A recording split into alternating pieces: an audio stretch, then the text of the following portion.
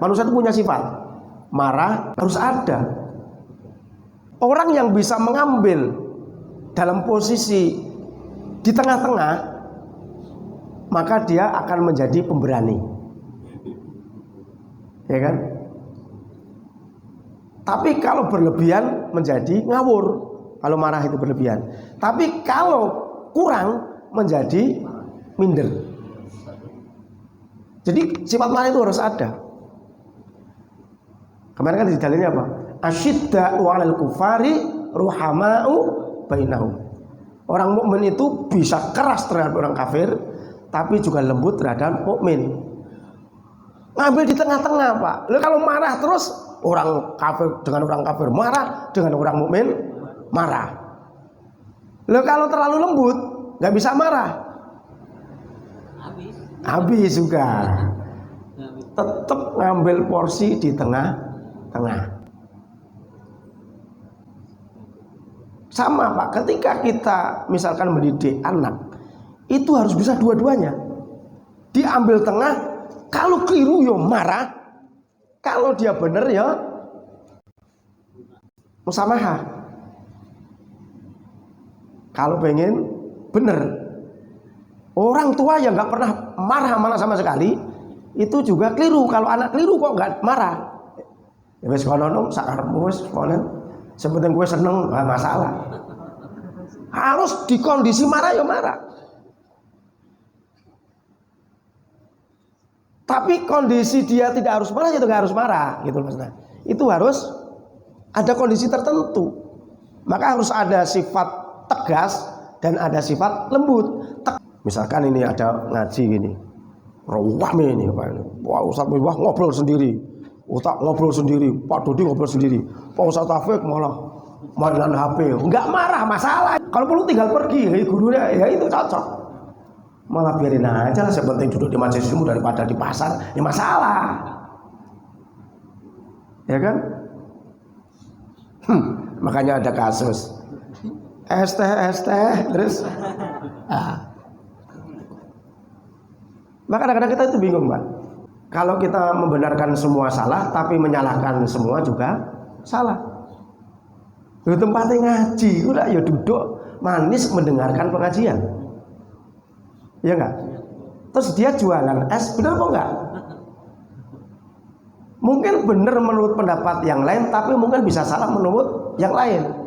Kalau dia jualan es itu mengganggu orang yang sedang konsentrasi ngaji, maka jualan esnya menjadi gak baik. Sebenarnya yo iso salah kabeh. Lo ngaji ku ya duduk ngaji lah. Kamu jualan es di sini tak gaplok malah. Bukan hanya tak goblok itu, bukan. Tak lempar ini kalau mau jualan es di masjid kok. Pas ngaji jualan es di depan jalan-jalan di sini.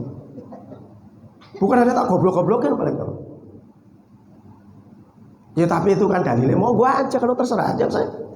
Ya kan ada yang pendapat itu kekeliruan, ya monggo. Tapi kalau ngaji saya punya dalil kalau disalahkan. Misalkan goblok kamu gitu, ya aku punya dalil masalahnya.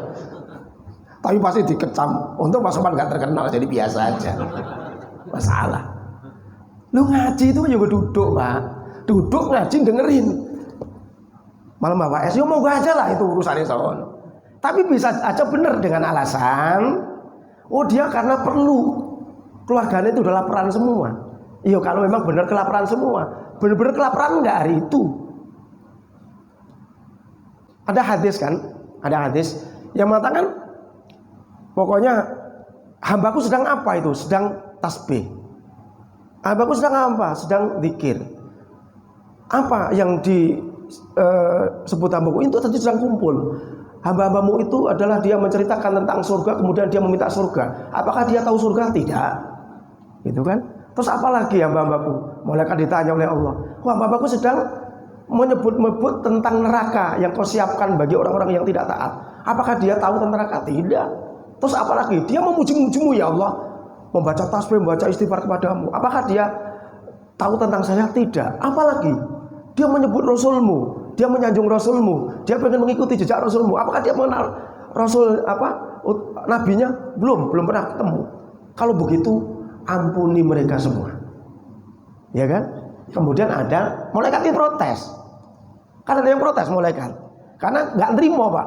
Tapi di dalam itu ada orang yang jualan juga masalah gitu loh.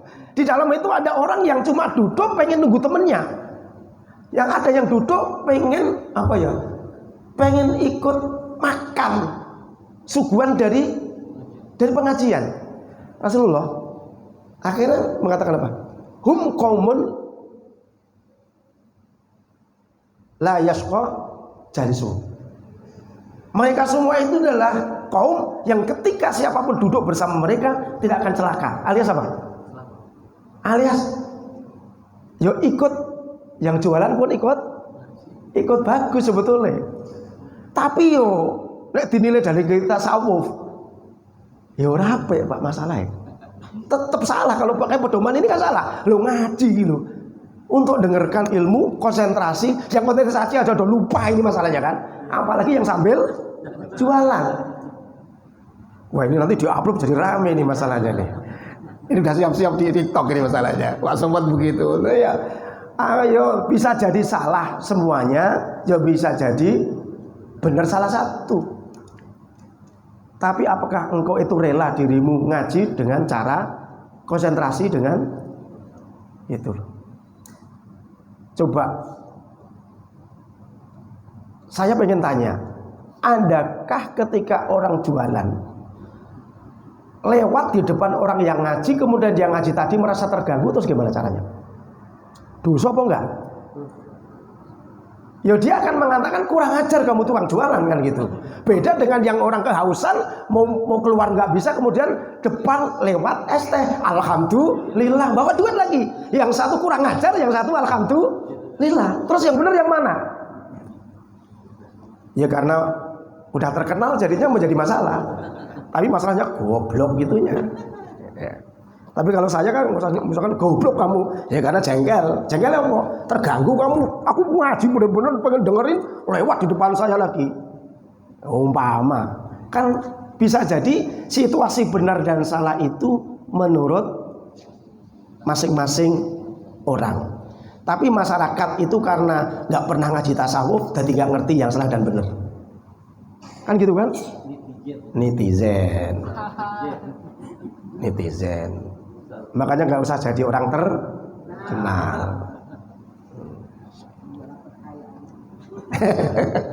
Semuanya kayak saya itu enak itu. Komentar begini, jangan-jangan diupload nanti jadi rame gitu lah. Memang udah diupload, biarin aja lah. Ya itu tinggal penilaian aja Pak. Tapi ya memang keberuntungannya itu dari Allah memberikan nikmat di dalam ujian.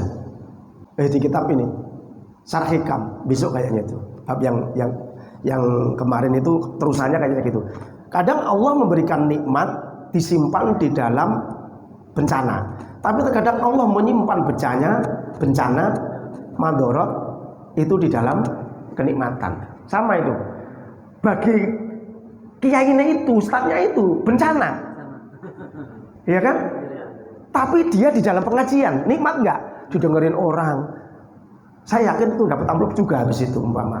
Tapi dia mendapatkan seolah-olah satu bencana, suatu cobaan yang besar, dalam keberadaan dia mendapatkan nikmat. Tapi di sisi lain tukang esnya itu mendapatkan nikmat disimpan di dalam bencana. Sakit nggak dibilang goblok gitu. Tapi ada yang umrohkan, ada yang ngasih, sekarang ngasih donasi lah.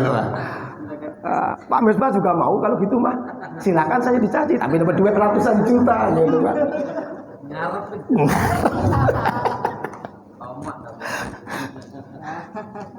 Udah dah, kita nggak usah komentar, monggo lah, kita nggak usah komentar. Ya biasa wae lah, biasa wae. Karena dilihat dari sisi yang lain, yang jualan es juga salah. Dilihat dari sisi yang lain, kiainya juga salah, ustadznya. Tapi di sisi lain, dua-duanya benar. Dua-duanya benar di sana Pak. Ngaji kok jualan es, goblok nggak itu? Orang yang pandai pasti akan menggunakan satu manfaat untuk ngaji, konsentrasi.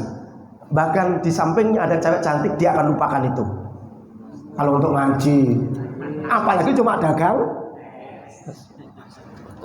Iso ae Pak Sobat ngomong. Ayo aku udah ngerti, aku udah nggak rencana ngomong begini masalahnya tadi. Kok keingetan sendiri ya wis sak karepmu.